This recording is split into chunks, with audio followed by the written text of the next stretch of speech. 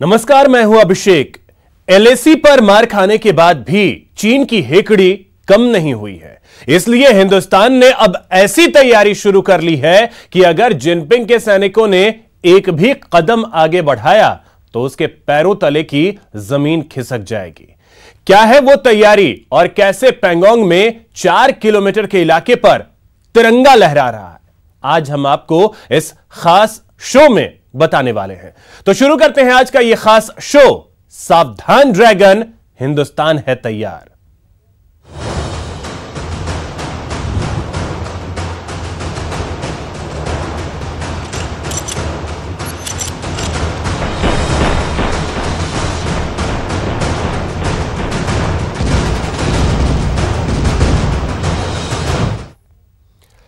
लुक्का छिपी बहुत हुई, अब बात आमने सामने की है।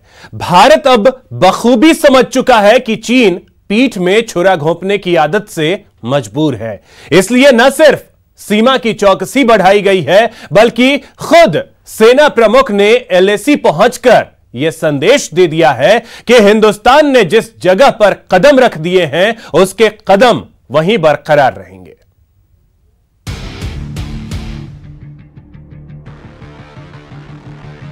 सीमा पर आन बान और शान, जब सेना नायक हो निगहबान, भारत की हिम्मत से चीन परेशान। एलएसी पर स्थिति नाजुक, लेकिन तैयार है हिंदुस्तान। जी हां, हिंदुस्तान तैयार है। यकीन ना हो तो देख ले चीन, देख ले दुनिया तमाम। सेना नायक की ये मुस्कुराहट बहुत कुछ कर रही है बयां। ये कह रही है कि मस्त रहिए, तनाव मुक्त रहिए, जब तक सीमा पर खड़े हैं देश के जवान। मैं यकीनन कह सकता हूं कि हमारे जवान सबसे अच्छे जवान हैं और वो ना सिर्फ इंडियन आर्मी का लेकिन देश का भी नाम रोशन करेंगे। गलवान वैली में हुई झड़प के बाद से ही चीन का जवाब उसी की भाषा में दिया जा रहा है, लेकिन इसके लिए सबसे अहम है जवानों का जोश, जिसे हमेशा हाई रखना होगा। और यही वजह है कि 2 दिवसीय दौरे पर सेना प्रमुख जनरल MM नरवणे गुरुवार सुबह लद्दाख पहुंचे, जहां उन्होंने दक्षिणी पैंगोंग सहित पूरे इलाके की हालात का जायजा लिया।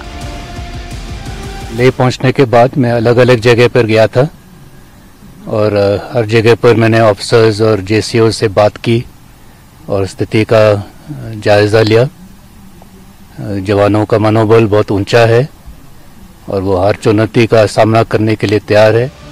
सुना आपने, जवानों का जोश हाई है।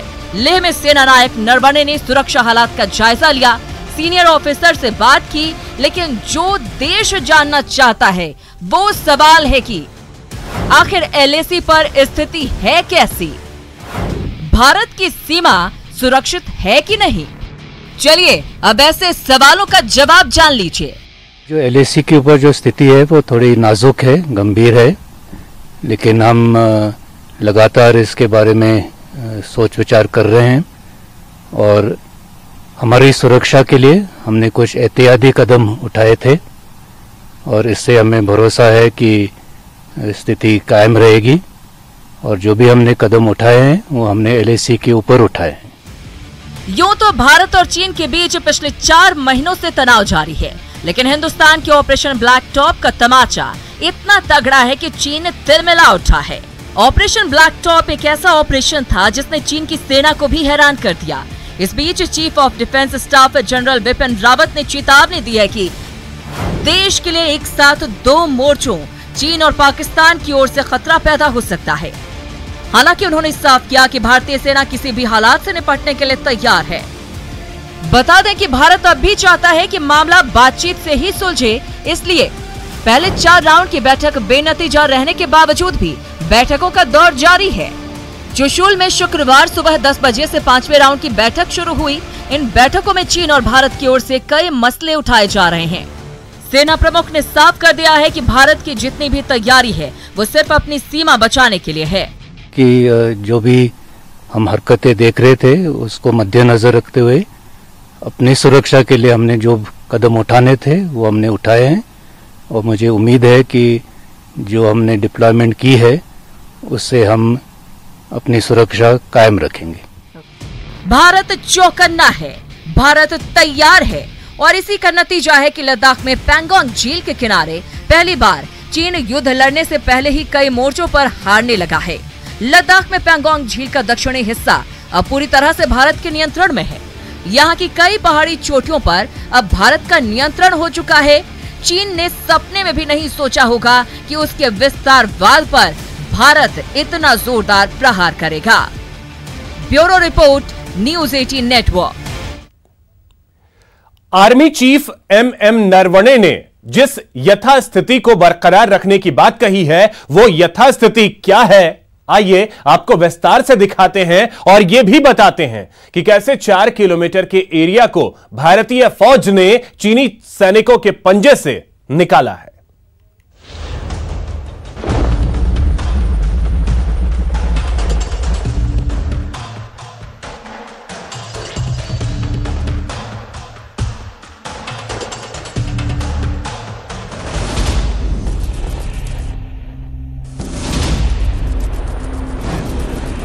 पैंगोंग में हिंदुस्तान के हुंकार पर सबसे बड़ी खबर।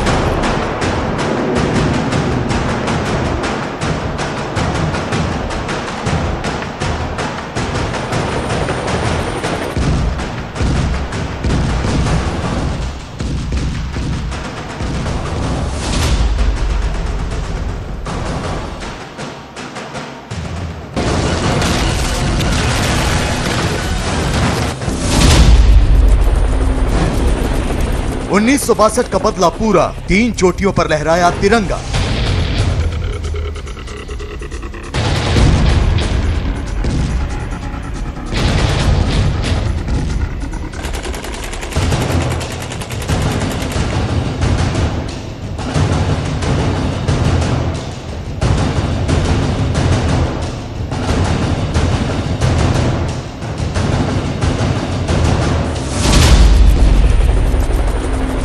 भारतीय सेना का पराक्रम, 4 किलोमीटर तक चीन को खदेड़ा।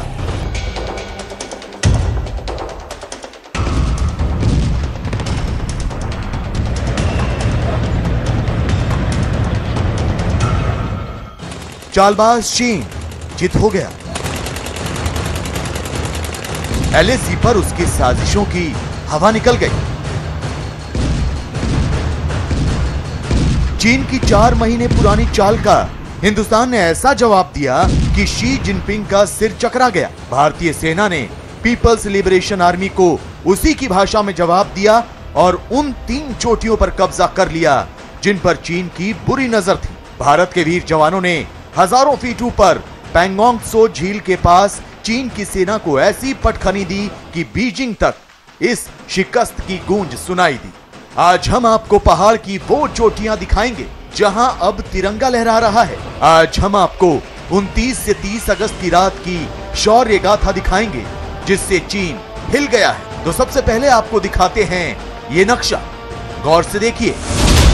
इस नक्शे पर आपको 5 चोटियों पर भारत का तिरंगा लहराता नजर आ रहा होगा। इन 5 चोटियों में से गुरुंग हिल और मागर हिल पर भारत के जवान पहले से तैनात थे, लेकिन हेलमेट टॉप, ब्लैक टॉप और रिकिन ला पर भारतीय सेना ने 29 से 30 अगस्त की रात को कब्जा कर लिया। यही नहीं, इससे सटे इलाकों में भारत ने अपनी सैनिकों की तादाद भी बढ़ा दी, जबकि गुरुंग हिल के पास तो भारत ने अपने युद्धक टैंक भी तैनात कर दिए हैं। भारत के आक्रामक रुख से बौखलाया चीन बैकफुट पर नजर आ रहा है। चीन ये कह रहा है कि भारत ने एलएसी पार कर उसके इलाके पर कब्जा कर लिया है, लिहाजा उसे वापस लौट जाना चाहिए। जबकि चीन पैंगोंग लेक के उत्तरी किनारे यानी फिंगर एरिया में भारत के इलाके में पिछले कई महीनों से डटा हुआ है। पिछले 4 महीनों से इसी को लेकर भारत और चीन के बीच बातचीत चल रही है और भारत कह रहा है कि चीन वापस लौटकर अप्रैल के पहली वाली स्थिति बहाल करे, लेकिन चीन अपनी जिद पर अड़ा हुआ है। जी हाँ, एक तरफ तो चीन पैंगोंग त्सो झील के उत्तरी इलाके में अपनी चालबाजियों को अंजाम देने की कोशिश कर रहा है, दूसरी तरफ वो भारत पर एलएसी लांघने का आरोप लगा रहा है। जबकि हकीकत तो यही है कि भारत ने उसे उसी की भाषा में जवाब दिया है। हिंदुस्तान ने उस इलाके और उन चोटियों पर कब्जा किया है जहां चीन खुद काबिज होकर रणनीतिक बढ़त हासिल करना चाहता था। तो अब आपको बताते हैं कि ब्लैक टॉप का पूरा इलाका आखिर क्यों खास है और अब यहां भारतीय सेना की मौजूदगी से चीन में हड़कंप क्यों मचा हुआ है। दरअसल ताजा विवाद पैंगोंग झील के दक्षिणी हिस्से में हुआ। यह विवादित इलाका ब्लैक टॉप पहाड़ी के नजदीक है, जो चुशुल से 25 किलोमीटर पूर्व में है। ब्लैक टॉप पर हालांकि चीन का नियंत्रण था, लेकिन अब यहां भारतीय सेना की मौजूदगी ने उसे परेशान कर दिया है। ब्लैक टॉप की ऊंचाई से करीब 100 मीटर नीचे चीनी टैंक साफ देखे जा सकते हैं। चीन की सेना ने इन्हें किसी भी एक्शन के लिए बिल्कुल तैयार रखा है। वहीं भारतीय सेना anti tank missile spike system से लैस है, यानी इशारा मिलते ही चीन के T-15 टैंक तबाह किए जा सकते हैं। एंड इसको हम आगे जो एक्शन है इसको हम कंटिन्यू रखेंगे। एंड हम चाइना को ये बताना चाहते हैं कि हमारी टेरिटोरियल इंटीग्रिटी के साथ खिलवाड़ ना करे। ये 2020 का भारत है, हिंदुस्तान है, ये मेरा हिंदुस्तान है, ये बदल चुका है और ये मेरे हर देशवासी का हिंदुस्तान है। मैप के जरिए देखने पर पता चलता है कि इन इलाकों में ऊंची ऊंची चोटियां हैं, जिनका अपना रणनीतिक महत्व है। इसलिए क्योंकि जो चोटी पर रहेगा वो पूरे इलाके पर नजर रख सकता है। यही नहीं, दूसरे देश के सैनिकों की हर चाल को भांप सकता है। पैंगोंग त्सो झील के दक्षिण के किनारे में पहाड़ियों की पूरी श्रृंखला है, लिहाजा भारतीय सेना ने चीन की गिद्ध दृष्टि पड़ने से पहले यहां तिरंगा फहरा दिया, वो भी ठीक उसी की भाषा में। गौर से देखिए ये नक्शा। पैंगोंग झील के दक्षिण में स्पांगुर झील है, जो ज्यादातर सूखी ही रहती है। स्पांगुर झील और पैंगोंग झील वाले इलाके के बीच में पहाड़ियां हैं। स्पांगुर झील पर करीब 2.5 किलोमीटर की खाली जगह है, जहां से सैन्य मूवमेंट हो सकती है। 29 अगस्त की रात को चीन के सैनिकों ने यहां मौजूद चोटियों पर कब्जा करने की कोशिश शुरू की, लेकिन भारतीय जवान उसे रोकते हुए करीब 3 पहाड़ियों पर पहुंच गए। हेलमेट टॉप, ब्लैक टॉप और रिकिनला पर भारत ने कब्जा कर लिया, जहां से अब चीन की सेना और आर्टिलरी की मूवमेंट पर नजर रखी जा सकती है। पहाड़ की ये चोटियां रणनीतिक तौर पर काफी अहम है और यही वजह है कि भारतीय सेना ने चीन की सेना को जवाब देने के लिए पैंगोंग के दक्षिण छोर पर ब्लैक टॉप हिल के इलाके में T-90 टैंकों की पूरी रेजिमेंट तैनात कर दी है। हालांकि चीन ने भी पहाड़ों में लड़ने वाले T-15 टैंकों को तैनात किया है, लेकिन युद्ध भूमि में T-90 की जो मारक क्षमता है, शायद चीन उससे बौखलाया हुआ है। जाहिर है चीन के मंसूबों पर भारत ने पूरी तरह पानी फेर दिया है। 29 से 30 अगस्त की रात भारत की स्पेशल फ्रंटियर फोर्स ने चीन की मौजूदगी और बिना कब्जे वाले इलाके पर अपनी मौजूदगी दर्ज कराकर चीन को जोर का झटका दिया है। तो न्यूज 18 इंडिया को सूत्रों से मिली एक्सक्लूसिव जानकारी के मुताबिक विकास फोर्स या कहें SFF के इस ऑपरेशन में PLA को काफी नुकसान झेलना पड़ा है। भारतीय सेना उस इलाके में 4 किलोमीटर के दायरे में घुस चुकी है, जिस पर कभी चीन का कब्जा होता था। रणनीतिक तौर से अहम चोटियों पर अब भारत का कब्जा हो गया है। भारत अब इस इलाके में रणनीतिक तौर से फायदे की स्थिति में है। भारतीय सेना ने LAC पर अपनी तैनाती में भारी बदलाव किया है। पूर्वी लद्दाख की कई चोटियों पर भारतीय सेना ने अपनी नई पोस्ट बना ली है। पैंगोंग के उत्तरी इलाके में जिन पहाड़ियों पर चीन सेना के जवान तैनात हैं, भारतीय सेना ने उन चोटियों के आसपास ऊंची चोटियों पर अपनी तैनाती की है। यही नहीं, नॉर्थ पैंगोंग में भारतीय सेना कुछ चोटियों पर तो अब बड़ी बढ़त हासिल कर चुकी है। इस समय पैंगोंग के दक्षिणी किनारे से लेकर रेजांगला तक हर पहाड़ी पर भारतीय सैनिकों की मौजूदगी है। दक्षिणी पैंगोंग के पास चीन सेना की एक आर्मर्ड रेजिमेंट और बख्तरबंद गाड़ियों की एक बटालियन स्पांगुर गैप के पास देखी गई है। तो गौर करने वाली बात यह है कि जिस रिकिनला और रेजांगला पर 1962 में जबरदस्त लड़ाई हुई थी और भारत ने कभी अपनी सेना यहां नहीं भेजी, अब वहां भी कई अहम इलाकों में तिरंगा लहरा रहा है। लिहाजा भारत ये बढ़त बनाए रखना चाहता है। यही वजह है कि सेना प्रमुख MM नरवणे 2 दिन के लद्दाख दौरे पर हैं, जहां वो सुरक्षा हालात और भारतीय सेना के ऑपरेशन की समीक्षा करेंगे, क्योंकि आशंका जताई जा रही है कि बर्फबारी से पहले LAC पर तनाव अपने चरम पर पहुंच सकता है। चीन कई और मोर्चों पर जंग जैसे सूरत हाल पैदा कर सकता है। यहां रुकेंगे एक छोटे से ब्रेक के लिए।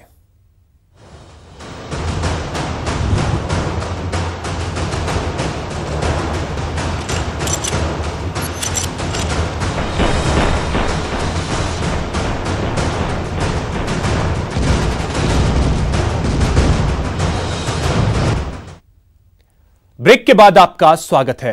पैंगोंग में जीत की इबारत एक ऐसी टुकड़ी ने लिखी जिसके बारे में बहुत कम लोग ही जानते हैं।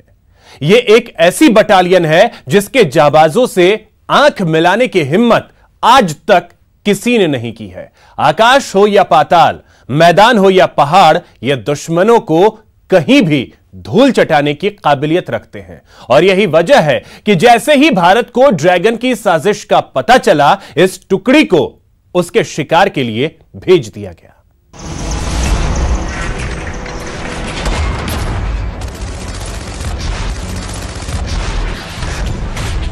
LAC पर चीन का घमंड हुआ चूर चूर।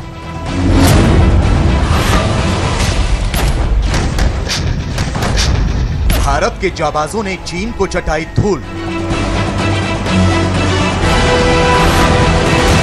हथियार छोड़कर भागने को चीन हुआ मजबूर।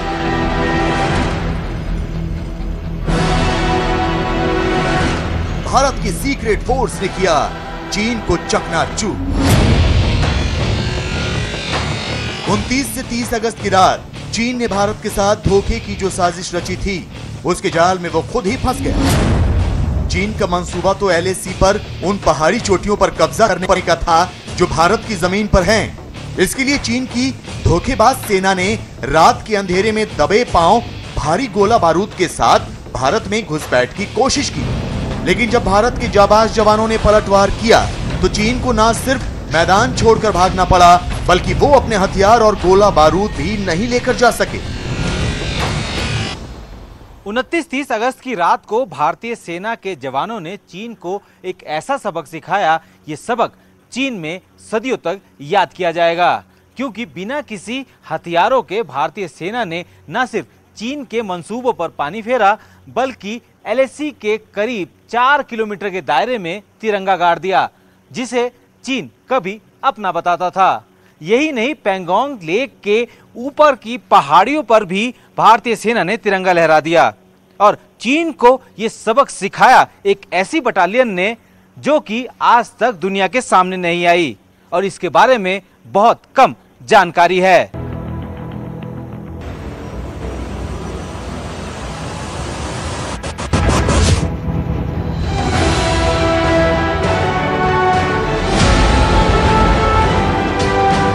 जाबाजों की इस बटालियन के कई नाम हैं, लेकिन आधिकारिक तौर पर इन्हें स्पेशल फ्रंटियर फोर्स कहा जाता है। इस बटालियन के कई और नाम हैं, लेकिन ये कब और कहां पहुंच जाए इसकी किसी को खबर नहीं होती। सबसे पहले हम आपको बताते हैं कि इस बटालियन को किन किन नामों से पहचाना जाता है। स्पेशल फ्रंटियर फोर्स वैसे तो SFF के नाम से पहचानी जाती है, लेकिन इसके अलावा इस बटालियन को एस्टेब्लिशमेंट 22 भी कहा जाता है। यही नहीं, इस फोर्स को विकास बटालियन का भी नाम दिया गया है।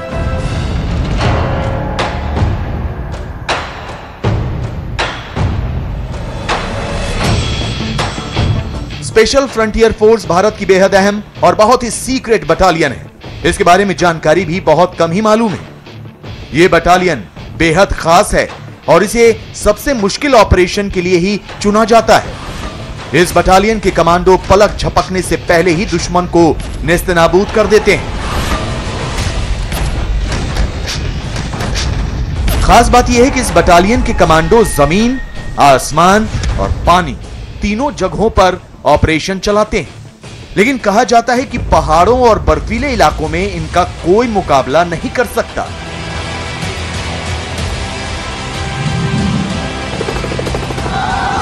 यह बटालियन करीब 60 साल पुरानी है।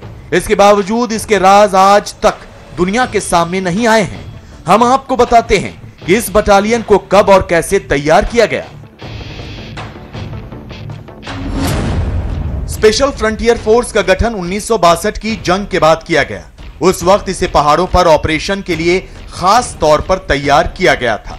इसका गठन मेजर जनरल सुजान सिंह ने किया था, जो 22 माउंटेन रेजिमेंट के कमांडर रह चुके थे। इसी वजह से इसका नाम एस्टेब्लिशमेंट 22 पड़ा। शुरुआत में इस बटालियन में तिब्बत मूल के उन लोगों की भर्ती की गई जो भारत में शरणार्थी बनकर आए थे।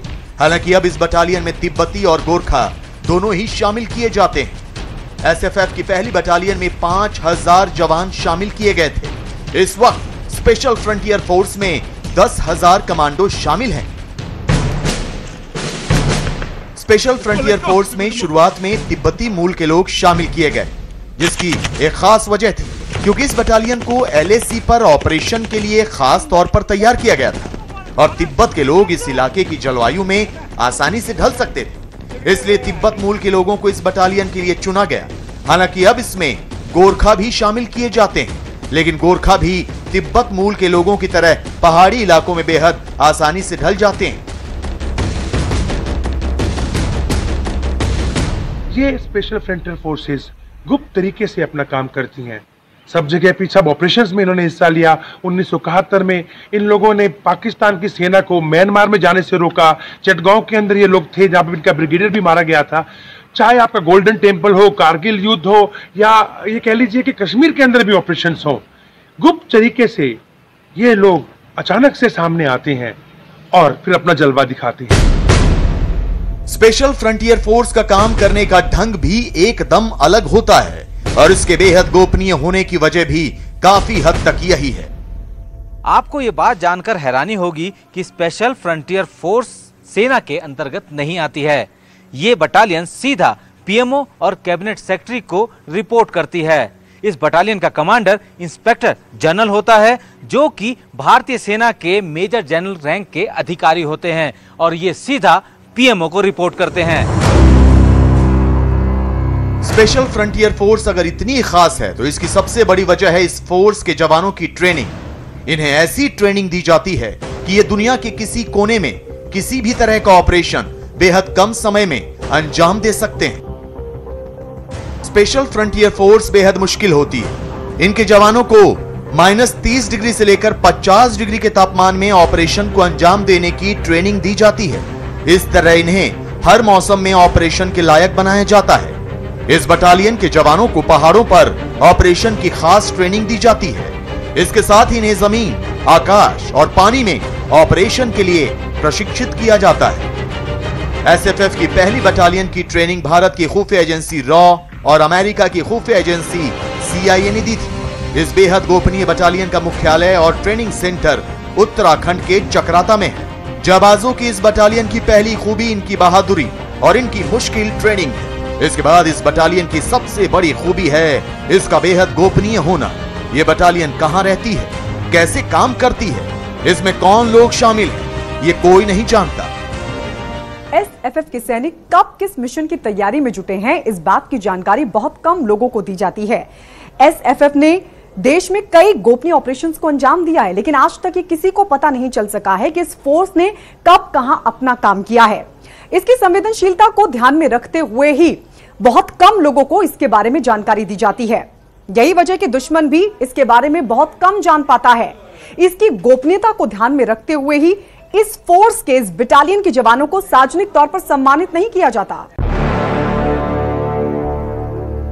स्पेशल फ्रंटियर फोर्स के जवान के ऑपरेशन बेहद अहम होते हैं और ये जब ऑपरेशन को अंजाम देकर वापस लौटते हैं, उसके बाद भी इसका ऐलान नहीं किया जाता कि ये काम किसने अंजाम दिया।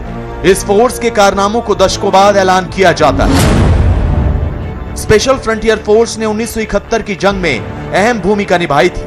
1971 की जंग में इस फोर्स ने ऑपरेशन ईगल को अंजाम दिया था। 1984 के ऑपरेशन ब्लू स्टार में भी स्पेशल फ्रंटियर फोर्स के जवान शामिल किए गए थे। यही नहीं, करगिल की जंग में भी इस बटालियन के जवानों ने अहम भूमिका निभाई थी। स्पेशल फ्रंटियर फोर्स के इन्हीं जाबाज जवानों ने 29 और 30 अगस्त की रात LAC पर पैंगोंग झील के दक्षिणी किनारे पर चीन को धूल चटाई। यही नहीं, इन जवानों के सामने आने पर चीन के सैनिकों को अपने हथियार तक छोड़कर भागने पड़े। इसके बाद भारत ने LAC पर 4 किलोमीटर के उस इलाके को भी अपने कब्जे में ले लिया, जिस पर कभी लाल झंडा लहराया करता था। फिलहाल इतना ही, नमस्कार।